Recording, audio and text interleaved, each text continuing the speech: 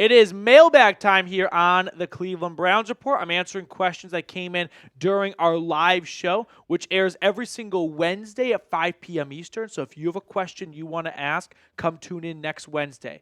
But with that being said, we can get into our first question coming in from Gregory. Can our front line support a rookie and a new running back, or do you see the journeyman leading the rookie running back while drafted the QB sits? This is a great question, Gregory. No, I don't see a rookie quarterback doing well behind. It's not that the offensive line is dreadful. Like, if Batonio and Teller and Conklin all return, like, those are guys who have all made the Pro Bowl and all-pro, not honors. And if DeJuan Jones comes back healthy, he showed some promise at left tackle. Postic's a solid center. They're all just getting older and expensive. But I don't think either Ward or Sanders would do well in Cleveland. And this may not be the exact answer you're looking for, but like, those are guys that, to me, feel like prospects that could do well in the right situation. Not they're so immensely talented that regardless of the situation, they're going to do well. Jaden Daniels was so immensely talented that he took a team that was as dysfunctional and inept as the Washington Commanders and brings them all the way to the NFC Championship game. That's like, wow, he's so good, he's going to drag everyone with him. I don't get that from Sanders or Ward.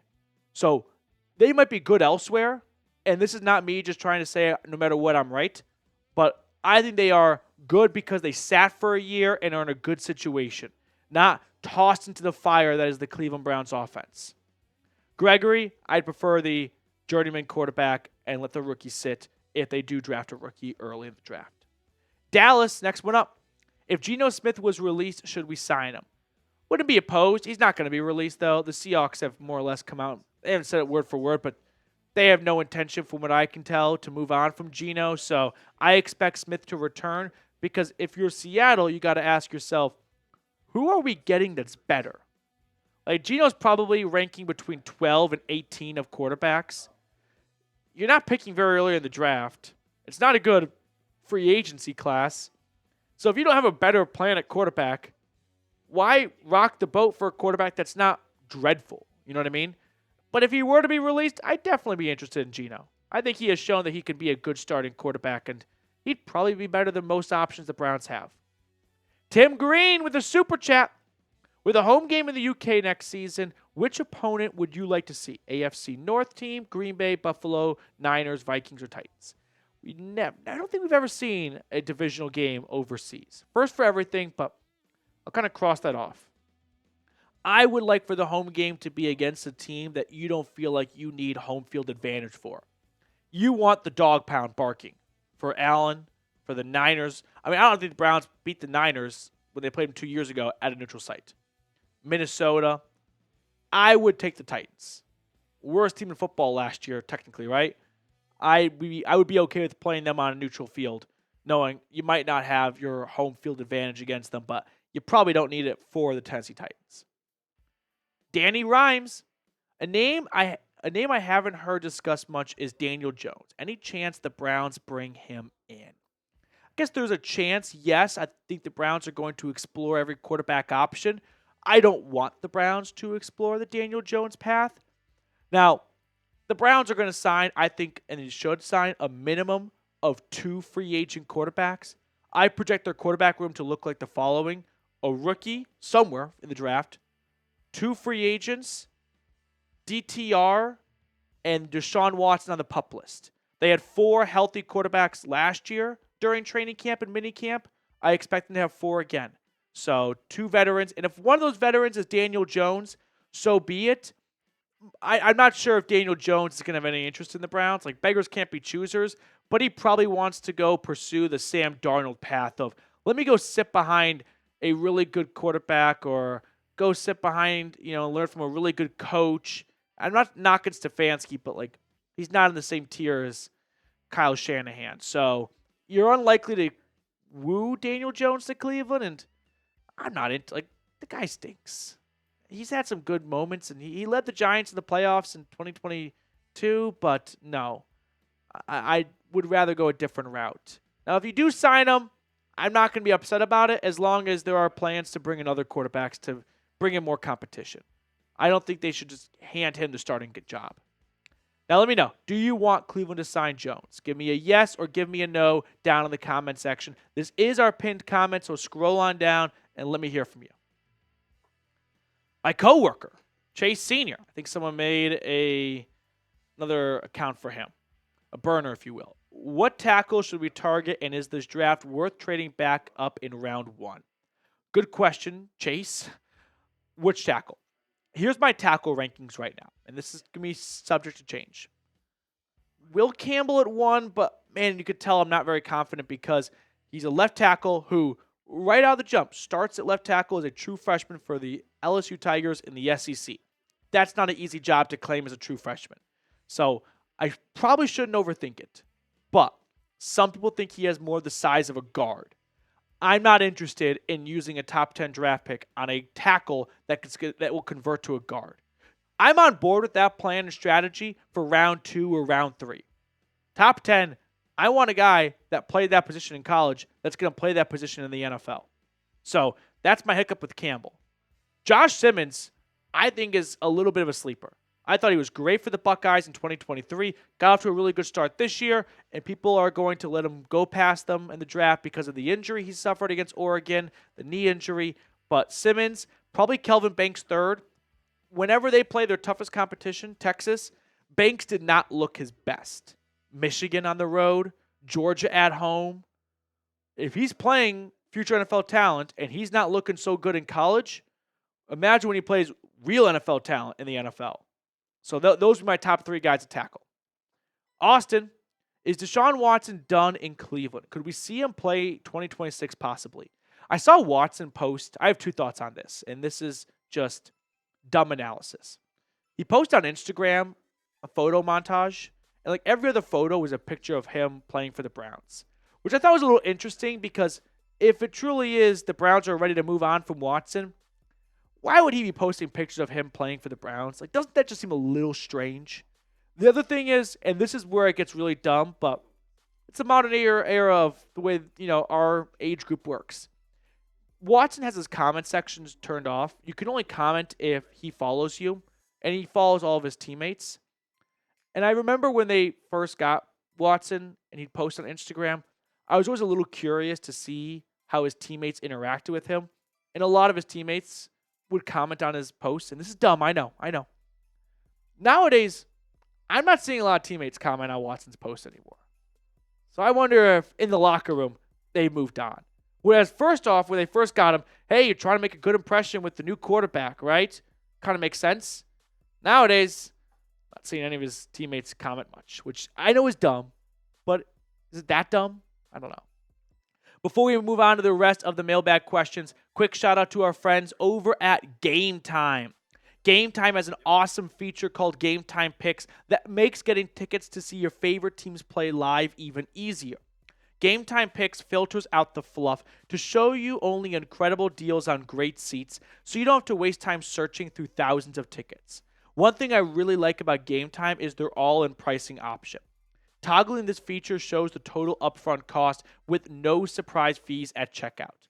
Plus, they offer the Game Time guarantee. If you find tickets in the same section and row for less, Game Time will credit you 110% of the difference. So take the guesswork out of buying tickets with Game Time. Download the Game Time app, create an account, and use code CHATSPORTS for $20 off your first purchase.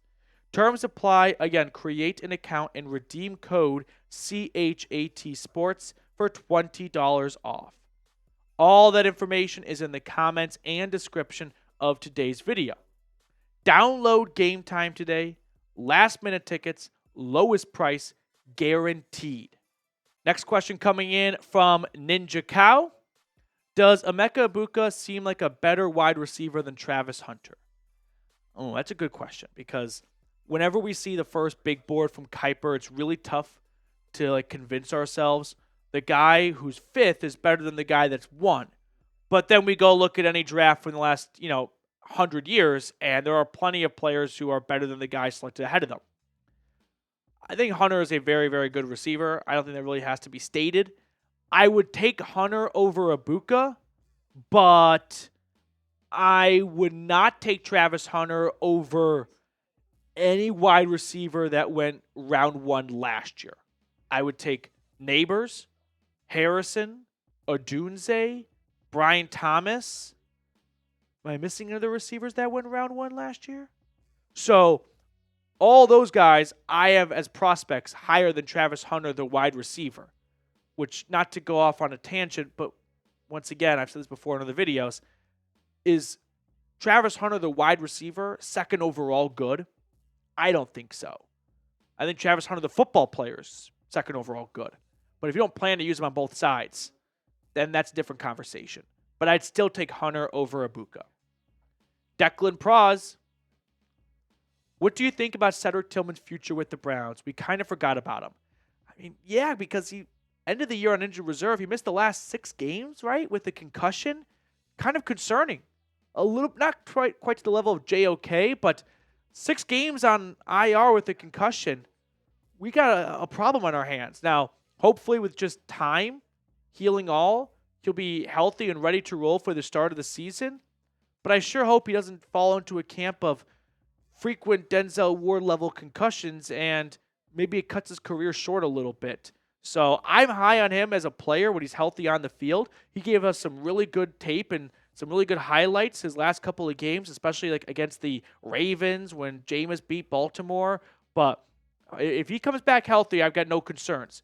But if we start to get some rumblings early 2025 of like, hey, so Tillman's not going to do minicamp. He's still reeling from some of the concussion side effects. We have a problem on our hands. Kathy, you're next up. Would you be upset if the Browns draft a running back in the 3rd round? No, I would not be. My ideal draft for the Browns is trade back from 2 to 6 with the Raiders, get Will Johnson out of Michigan, and then select Caleb Johnson, the running back out of Iowa, in round 2 with the first pick in round number 2. Maybe even jump from like 33rd to 32nd, give up one of your like 3 6-round draft picks to move up one spot. It would probably cost you a little bit more than that, but still. So you can get the 5th-year option on Caleb Johnson because everyone hates paying running backs. So if you get that 5th-year option on them, it's one less year they have to worry about paying them free agent money. But I am in no way, shape, or form opposed to going running back in round 3 at all. I think it's a very good running back draft class, and be more than happy to use a day 2 pick on a back. I never put myself in the camp of don't draft running backs early, don't pay running backs, because the number one argument those people say is, well, look at the teams that win the Super Bowl. They never pay a running back more than $1 million. The teams winning the Super Bowl are usually teams quarterbacked by Patrick Mahomes and Tom Brady. They can get by without having a superstar running back. For the rest of us mortals that don't have a superstar quarterback, you're going to need a superstar somewhere. And no one touches the football more than a running back. Kirk Davis, I think we draft Carter and draft our QB on the 2nd or 3rd day. Kirk, I'm with you, dude. Like, I talked about trading back for Will Johnson. If they can't trade back, I am not opposed to drafting Abdul Carter 2nd overall. 12 sacks in his first year at that position. It's freaky to think about what he could look like in a few more years at that position. Now, if I'm doing a pro-con here, the con would be first year at that position, he's still pretty raw. You'd like to find someone who's got a good track record at that spot. But still, I'm on board with Carter at 2 if that's the play, and then drafting a quarterback in round 2 or round 3. I'd probably go round 3, but that's something that we're kind of splitting hairs over a little bit. But I'm with you, Kirk. Carter, and then taking a quarterback in day 2. Last question coming in from Soul Train. Between the East-West Shrine Bowl, Senior Bowl, Combine, and Pro Day, how much do you think will change by then? Soul Train, great question.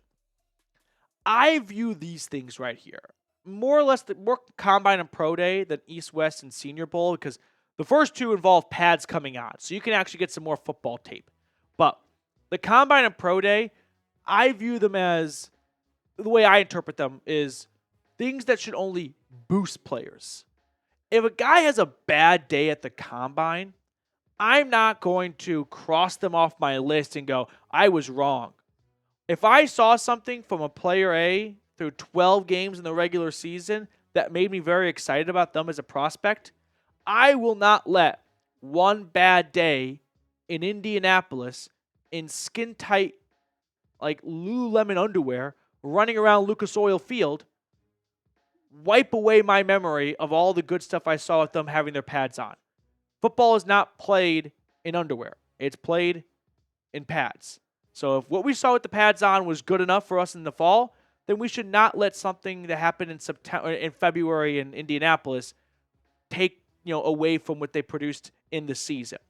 Now, if they show us some great speed and some great strength and good overall track and field numbers, that could add to someone's resume. But how much you think will change by then? A little bit, depending on the thinking of GMs. The Browns are an analytically driven team, so they really take into account a player's raw relative athletic score and the size and the height, whereas other teams might be old style and just go eye test. We're going to watch the film. We don't care what underwear has to do with it in February and Lucas Oil. The Browns are definitely a team that gets impacted by the combine. That's going to do it for us on today's show. Thank you guys so much for tuning in. We're going to pick a card to wrap things up. Dylan, which card do you want to go with? Let's go. You know what? It's been a lot of twos lately. So it has been. Say two of hearts. I like it. That wasn't the card last time? Maybe you do it again. It's all even chance. The 4 of spades keeps popping up, so I'm not clowning you. All right, here we go. I'm going to go with the... Oh, yeah? I'm going to go 3 of spades. What'd you say? 8 of clubs. No! 8 of clubs. All right. That will do it for us on today's episode. Thank you guys so much for tuning in. I'll see you all later.